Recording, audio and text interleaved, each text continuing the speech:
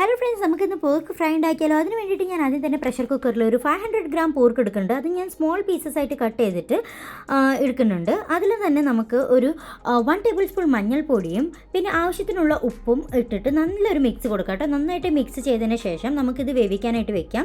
Okay, ഇതിൽ നമുക്ക് വെള്ളം ഒഴിക്കാണ്ട് തന്നെ പോർക്ക് വേവിക്കാം. കാരണം വേവുമ്പോൾ തന്നെ അത് പോർക്ക് തന്നെ അതിൻ്റെ വെള്ളം വിട്ടു തുടങ്ങും. ഓക്കെ, ഞാനിവിടെ പ്രഷർ കുക്കർ ക്ലോസ് ചെയ്തിട്ട് അടുപ്പിൽ വെച്ചിട്ടുണ്ട്. ഒരു 3 വിസിലാവണ വരെ നമുക്കിത് കുക്ക് ചെയ്യാം. ഓക്കെ, അതേ സമയത്ത് നമുക്ക് വേറൊരു പാൻ എടുത്തിട്ട് അതിൽ 3 സ്പൂൺ സൺഫ്ലവർ ഓയിൽ ഞാൻ ഇവിടെ എടുക്കുന്നുണ്ട്. നിങ്ങൾക്ക് കോക്കനട്ട് ഓയിൽ ആണെങ്കിലും എടുക്കാം. ഓക്കെ, അപ്പോൾ അതിൻ്റെ ഒപ്പം തന്നെ വെളിച്ചെണ്ണ ചൂടായി വരുമ്പോൾ തന്നെ നമുക്കതിൽ 1 ഇഞ്ച് ഇഞ്ചിയും 7 അല്ലി വെളുത്തുള്ളിയും പിന്നെ 3 പച്ചമുളകും മീഡിയം സ്പൈസിയാണ് കേട്ടോ പച്ചമുളക്, അതും കൂടി ഇട്ടിട്ട് ഞാൻ നല്ലൊരു സോട്ടേ കൊടുക്കുന്നുണ്ട്. അതിൻ്റെ ഒരു പച്ചമണം പോകുമ്പോൾ തന്നെ നമുക്കതിൽ 3 സബോള വെട്ടിയിട്ട് കട്ട് ചെയ്തിട്ട് ഇടാം കേട്ടോ.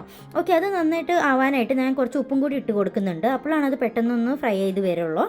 അതൊന്ന് ഫ്രൈ ചെയ്ത് വരുമ്പോഴേക്കും നമുക്കിതിൽ ഇനി മസാലകൾ ഇടാം. ഇവിടെ ഞാൻ ഇടുന്നത് 1/2 ടേബിൾ സ്പൂൺ മഞ്ഞൾപ്പൊടിയും 2 ടേബിൾ സ്പൂൺ മല്ലിപ്പൊടിയും 1 സ്പൂൺ മുളക് പൊടിയാണ്.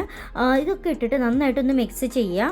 ഇതേ സമയത്ത് ഞാൻ ഇതിലേക്ക് കുറച്ച് കരിവേപ്പിലയും കൂടി ഇട്ടിട്ട് അത് കുറച്ച് കൂടുതലിടുന്നതായിരിക്കും നല്ലത്. അപ്പോൾ നല്ലൊരു സ്മെല്ലും അരോമയൊക്കെ ഉണ്ടാവും കേട്ടോ. നല്ല ടേസ്റ്റ് ആയിരിക്കും, നല്ല മണമൊക്കെ ഉണ്ടാവും. ഓക്കെ, ഇതൊക്കെ ഒന്ന് മിക്സ് ചെയ്തതിന് ശേഷം നമുക്ക് ഇതിലേക്ക് കുറച്ച് ഒരു 1/2 ടേബിൾ സ്പൂൺ ജീരകപ്പൊടിയും കൂടി ഇടാം. അതും കൂടി ഇട്ടിട്ട് ഒന്നും കൂടി ഒന്ന് മിക്സ് ചെയ്ത് കൊടുക്കുക. അതിൻ്റെ മണമൊക്കെ ഒന്ന് ഫ്രൈ ചെയ്ത് വരുമ്പോഴേക്കും അതിലേക്ക് നമുക്ക് വേവിച്ച് ഉള്ള പോർക്ക് അങ്ങനെ തന്നെ ഇടാം. ഞാൻ മൊത്തത്തിൽ അങ്ങനെ ഇടാണ് കേട്ടോ. മറ്റേ സെപ്പറേറ്റ് ആയിട്ട് പോർക്ക് മാത്രമായിട്ടല്ല, മൊത്തത്തിൽ അങ്ങോട്ട് ഇട്ടു. കാരണം അത് വേവിക്കുമ്പോൾ അതിൻ്റെ എണ്ണ വിട്ടിട്ടുണ്ടാവും. അപ്പോൾ അത് വരുമ്പോൾ നല്ലൊരു ടേസ്റ്റാണ് നമ്മുടെ പോർക്ക് ഫ്രൈക്ക്. അപ്പോൾ അതും കൂടി എല്ലാം കൂടി ഇട്ടിട്ട് നല്ല ഹൈ ഫ്ലെയിമിൽ തന്നെ ഇപ്പോൾ ഞാൻ ഇത് ഫ്രൈ ചെയ്യുന്നുണ്ട് കേട്ടോ.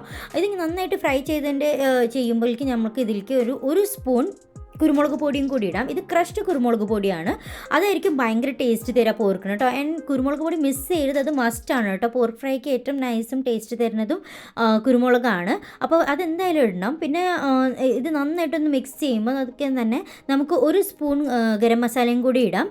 അത് ഞാൻ വീഡിയോ എടുക്കാൻ മറന്നുപോയി, സോറി കേട്ടോ. അതും കൂടി ഇട്ടിട്ടുണ്ട്. അത് നന്നായിട്ട് എല്ലാം കൂടി മിക്സ് ചെയ്തിട്ട് ഇതിൻ്റെ കളർ ഒരു ഡാർക്ക് കളർ ആവണ വരെ നമ്മൾ ഫ്രൈ ചെയ്തുകൊണ്ടിരിക്കുക. ഇതിലത്തെ എണ്ണയൊക്കെ വിട്ട് പോകണം, വെള്ളമൊക്കെ വെറ്റി പോകണം. അതുവരെ നമ്മൾ ഇതിങ്ങനെ ഫ്രൈ ചെയ്തുകൊണ്ടിരിക്കുക. അതേ സമയത്ത് ഞാൻ ലാസ്റ്റ് ടച്ചിങ്ങിന് വേണ്ടിയിട്ട് കുറച്ച് സബോള, ഒരു 1/2 സബോളയും കൂടി വെട്ടിയിടുന്നുണ്ട്. അപ്പോൾ അത് ഇടുമ്പോൾ നല്ലൊരു ടേസ്റ്റാണ് നമ്മൾ കഴിക്കുമ്പോഴൊക്കെ. നിങ്ങൾക്ക് ഇതിന് പകരമായിട്ട് നാളികേരക്കൊത്ത് ഫ്രൈ ചെയ്തത് അതും വേണമെങ്കിൽ ഇടാം കേട്ടോ. അതും നല്ല ടേസ്റ്റ് തരും പോർക്ക് ഫ്രൈക്ക്. ഇതിൻ്റെ നമ്മുടെ പോർക്ക് റെഡി ആയിട്ടുണ്ട്. നമുക്കിത് വേണമെങ്കിൽ നല്ല ചോറിൻ്റെ കൂടെയോ പൊറോട്ടയുടെ കൂടെയോ അല്ലെങ്കിൽ ചപ്പാത്തിയുടെ കൂടെ എൻജോയ് ചെയ്യാം. ഇത് ഞാൻ ഉണ്ടാക്കുമ്പോൾ തന്നെ കുറേ തന്നെ കഴിച്ച് എൻ്റെ വയറ് നിറഞ്ഞു ഗൈസ്. അത്രയും ടേസ്റ്റാണ്. നിങ്ങളും ട്രൈ ചെയ്ത് നിങ്ങളുടെ അഭിപ്രായം പറയൂ.